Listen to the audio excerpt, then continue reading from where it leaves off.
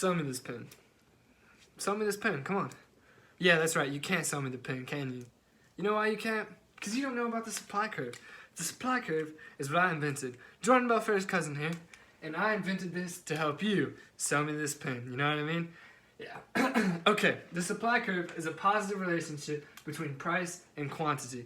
This means as the price goes up, the quantity supplied is going to go up, and as the price goes down, the quantity supplied is going to drop. And that just makes sense, because if you're producing something for a lot of money, like you're making a lot of money producing it, you're selling it for a lot, you're going to make more of it. But if you're selling it for cheap, you're not going to make that much. Because, you know, it's like selling ice cream on a winter day. Like, no one's going to buy it as much as they're going to buy it on a summer day, because you're going to make more in the summer, right? Okay, so there are 5 shifters in the supply curve. And the first one we're going to talk about is input prices. Say the input prices for a Mizuno golf club drop. The 4140 steel is somehow easier to get.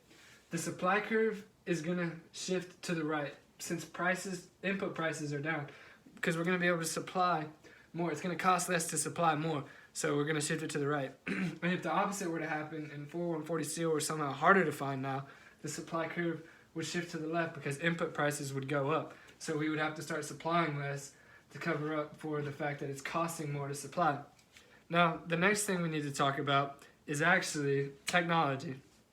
If the technology for producing a Mizuno golf club were to get better, the supply curve would shift right. And the supply curve would shift right because I mean, it costs less to produce more again. And it's just simple economics, simple supply economics. And if the technology were somehow to get worse or get outdated, then it would shift to the left. The supply curve would shift to the left because it would be more costly to produce more. It'd be costly to supply more. All right, so now that we've talked about those two, we're going to talk about taxes and subsidies. And this is my least favorite part.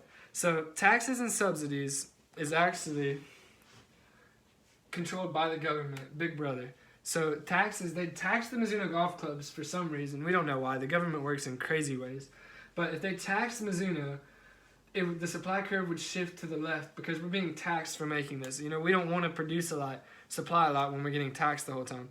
And the opposite is true when we get subsidies, or they subsidize the making of Mizuno golf clubs. They would give me money to produce, so the supply curve would shift to the right because I'm getting paid to produce, which means it's costing me less to produce and I'm making more money. Okay, the next thing we're going to talk about is expectation. If I expect to make more money selling Mizuno clubs in the future, the supply curve today is going to shift to the left.